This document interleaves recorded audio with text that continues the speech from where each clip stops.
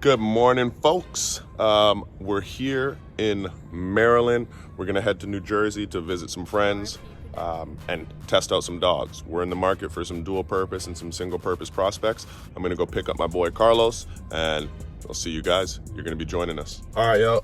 Here with Carlos. Hey, how's it going? Carlos is from CRK9, Florida, Ocala, Central Florida area. Check him out. Do pet obedience as well as law enforcement stuff. And we're also partners in Triple Threat Canine. So we got a dog with us right now that we're testing for a potential dual purpose position.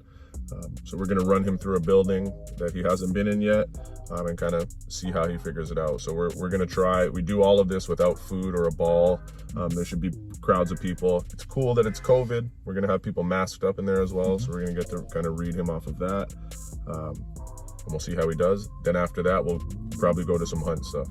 Absolutely. And then this is a step process. So we're going to start first with environmental, see how he does, see how he reacts to everything on the store, whether that's people or the forklift, whatever's working around. And then we move on to the next step.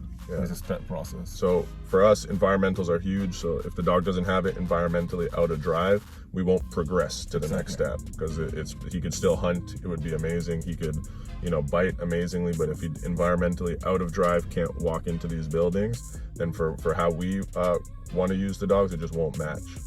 And that's very important to understand the purpose of why you're testing. If you're going to be testing for law enforcement, which is our purpose, that's what we're looking for, then we need to make sure the environmentals, that's first and foremost. So if there's no point, if the dog doesn't have it, we don't need it to see anything else, because that's first and foremost. That's the foundation of everything we're doing. So if they do succeed on that, then we move on to the next step. This is the hunt, and then finally we do the bite. Absolutely. So we'll go in. Carlos is going to handle him for this first part. We'll try and capture some video while we're in there. And we'll bring you guys along with us. Hope you enjoy it.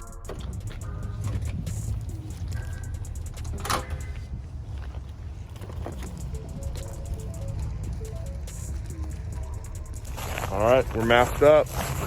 We're gonna take him in. Got shopping carts going around. He's dropping a deuce for us. It's a good start. At least you did it outside. Yep, that's why I came too bad. We got poop bags on deck. Yep.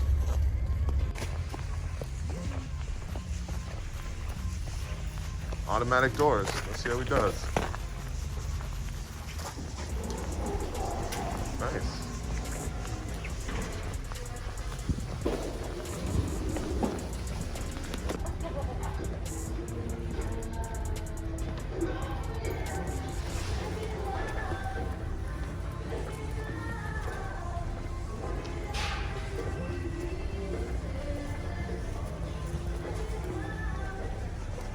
So one of the reasons we like to use a long line, so we can let the dog be a little bit more independent when it's available to us.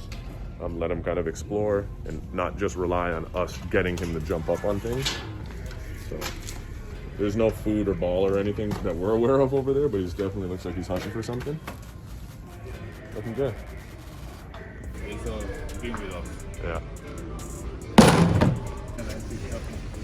Huh? So far so good. Doesn't really seem fazed by anything. We're gonna get to this cart over here and kind of move it around, see how he does.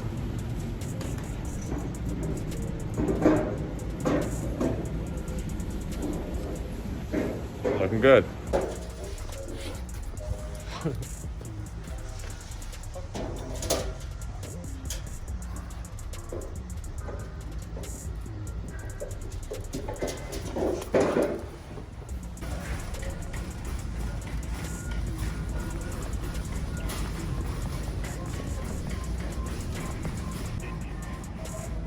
All right, he's been doing pretty good environmentally, so we're gonna do a quick little hunt before they kick us out the store. We like to also use a novel item, so not a ball that he's familiar with, something new, so we're using our game ball for that. Start pretty easy with him.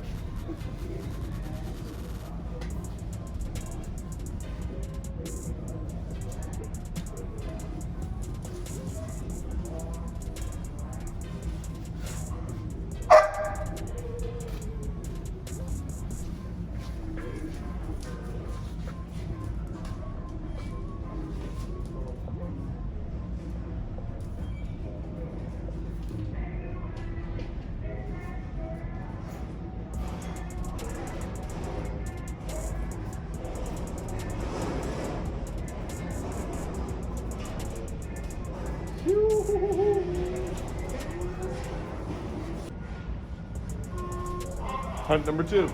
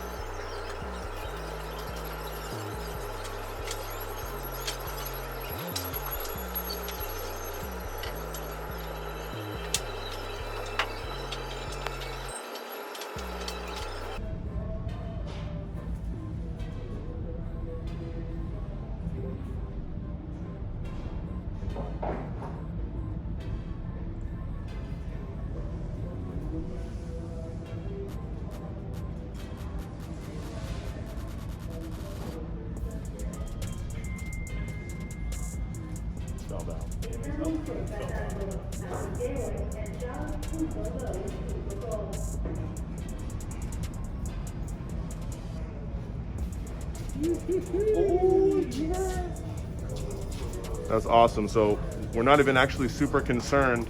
We're not super concerned with him finding the toy, but just how long he's going to sit there and hunt for it. So that was super good for him. He had some history in that first spot. He didn't want to leave it. We're going to finish the hunts on that for today. All right, so we just did the walkthrough through the building and did the hunts. He performed pretty good, would you say? Yeah, I think he did really good. And more for his age. Yeah. He's a really young pup. So I think he did really good. He wasn't really faced by anything. And I think he used his nose a lot for everything. Even when we were not hiding anything, he was just kind of using his nose, investigating a lot. So yeah. I like that a lot. Yeah, we could see, we'd at times just go nose up and follow his nose and run off and jump on something. The thing I like about him as well is he's not a super, what typically people would say is like this really drivey Malinois, because he doesn't have an opportunity to blind himself with drive when we went in there. So he's actually being really vigilant of, the carts going by, people walking, people with masks on, slippery floors, but just not caring that they're there. So he definitely noticed it. He just ignored it, didn't care about it. So that was really good. Didn't bother him at all. And then the hunt, we'll go back and look at the exact time, but he persistently hunted for over 3 minutes straight. Yep. And again, it was with a novel toy. So a toy that is not like his favorite toy. It's just something we pulled out and said, hey, here, hunt for this thing.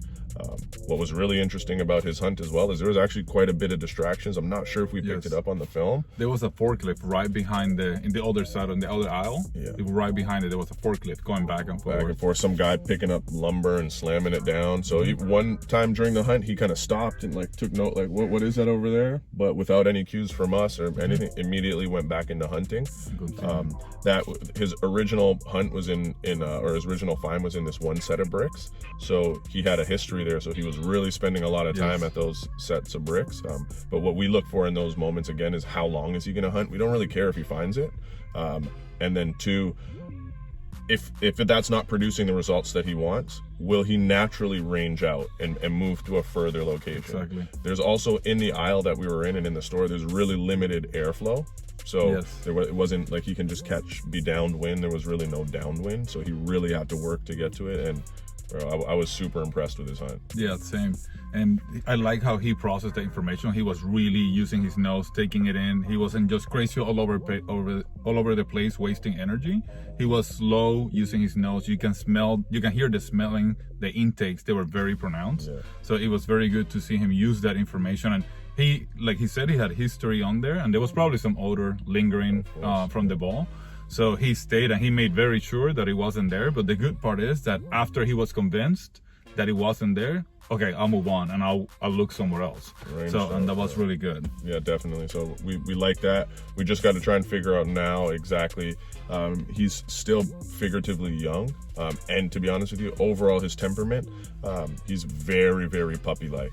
Even like he seems much more immature for his age than he actually is, and it's not a bad thing. That's not a negative. We just have to make sure and kind of crunch some things and see if he's going to be right for our programs. Yeah, so when you're considering the age of the dog, you gotta see how is that gonna fit into your training plan. So how much time you have to prepare the dog, or whatever is the need is that you're looking for, is he gonna fit into that? And that's kind of what we're considering right now. We have pretty immediate openings, so. Yeah, so we want to make sure that we're doing the right thing by the dog, and then also by our programs, and then our clients and law enforcement. But again, so far the dog seems super. We're probably gonna go give him a grip really quick just to see kind of where he's at naturally, and out the gate. And to be honest with you, that's like so far he's done great in all the other steps. Yeah, and for this age, that's about everything we need to see. That will be it when we do the grip. Absolutely. All right, so we'll go do the grip now. So again, the puppy is just a puppy. He's only 8 months old. So we're just gonna give him a bite on this little wedge kind of tug thing here and see how he does. He hasn't bit this before. We'll just get kind of a baseline to see where he's at. As long as he shows us room for progressions, all is well.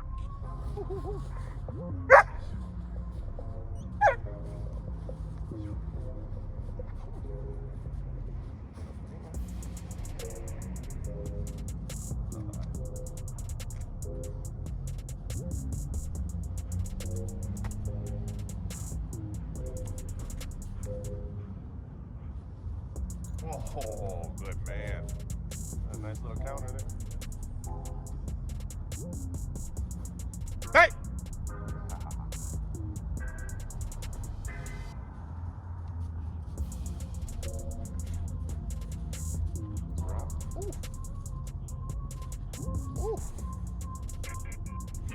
Ooh. Ooh. Ooh. Ooh. Ooh.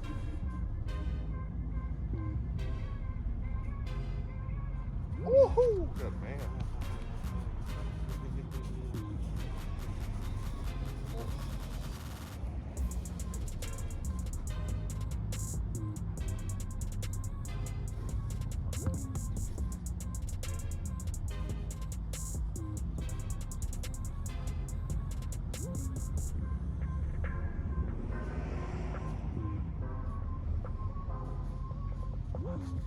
Oof! Good man. Yeah. That's good, man. Yep. Pretty good.